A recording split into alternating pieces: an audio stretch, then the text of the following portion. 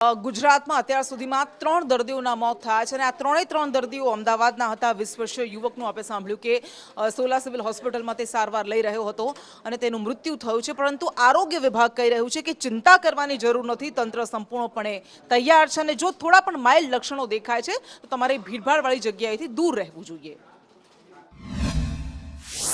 મુખ્યત્વે અમદાવાદ કોર્પોરેશનની અંદર વધારે કેસીસ છે। ટોટલ અત્યારે 461 દર્દી હાલ એક્ટિવ કેસીસ છે, જે પૈકી 441 ઘરે સારવાર લઈ રહ્યા છે, કારણ કે એમાં મોટા ભાગે માઇલ્ડ કેસીસ જોવા મળેલા છે।